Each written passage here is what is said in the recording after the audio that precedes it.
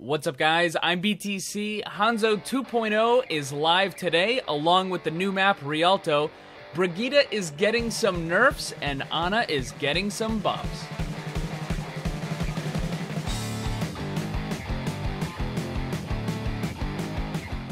Bunch of stuff to get to. If you're new to the channel, make sure you subscribe, because I always have the latest and greatest in Overwatch. So subscribe and hit that bell so you don't miss any of it. Alright, so Jeff Kaplan has talked about a bunch of stuff. The first is that the Hanzo and the Rialto stuff will be going live today. When that patch is going to hit probably won't be for a little while later on today, but Hanzo 2.0, the Stormbow arrow, is going live. That means scatter is gone forever, guys. So if you're happy about that, start celebrating because it's gone. But I do think that the new version of Hanzo, while it's going to require a lot more skill, the upper level of the character is going to be raised. It means he's going to be a lot more powerful. So the bad Hanzos are going to get worse, and the good Hanzos will get better. Moving on, the brand new map, Rialto, is also going to be available. Not really going to talk too much about that, but it is going to be just in quick play and the arcade for the first week or so, and then they're going to move it into the competitive so that people can get used to it before it just shows up in the competitive ladder. I made a full walkthrough of the new map. It'll show you where all the good flanking spots are, the good defensive positions, all that sort of stuff. So if you haven't seen it yet, go check it out. Of course, with all things, people don't actually bother to learn the map. In fact, I've been checking with Brigitta because they specifically made her not available for the competitive ladder for the first month and a half because they wanted people to get used to the character in a non-competitive setting. So I've been checking people that have been playing the character in the competitive ladder and then looking at their quick play stats, and as it turns out, the people that are playing Brigitta in competitive didn't ever actually bother to try it in quick play or the arcade or anything. So that month and a half was a complete waste. I'll probably go more into that at a later date. And speaking of Brigitta, she is getting some nerfs. So later today, we're getting a Brigitta shield adjustment. He doesn't actually go into any details. I wasn't able to find what he's talking about. I know that there are a bunch of bugs with the shield. Maybe that isn't going to be a nerf, that specific thing, the shield adjustment, because right now the bottom of the shield is kind of broken. If someone targets the bottom, then it almost acts as if the shield isn't even there most of the time, and if you jump, it's even worse. So they might be fixing that.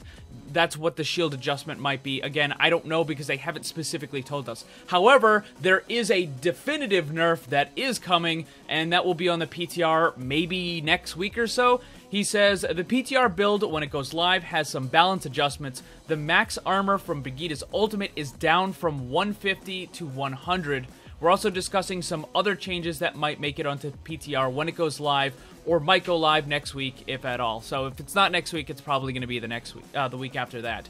Now, when he says that the max armor is going down from 150 to 100, I think it's still going to have a total of 300 extra armor.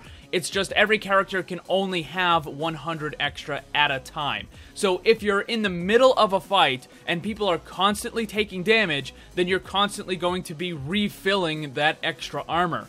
But if it's at the end of a fight, or if it's just out of a fight altogether, then the maximum you're going to give is 100. So you're going to basically be punished for using it when your teammates are not directly taking damage at that time. I think that's perfectly fine, because it seemed like it was too much of a buffer in between the fights, where, you know, you basically get this huge advantage in the next fight, even though you used it in the previous fight. You know what I mean? So I think this is okay. This is going to force the Brigittas to use it when their team is taking damage and not just during downtime. The next thing is the buffs to Ana, because she has been in a really bad place. When they first introduced the character, people thought that Ana was pretty weak, but as it turned out, she was incredibly powerful. People just really hadn't discovered how to use the character properly yet. And then, after a series of nerfs, Ana just fell off the map. And of course, with dive comp, she became absolutely useless. So people have been asking for some buffs for this.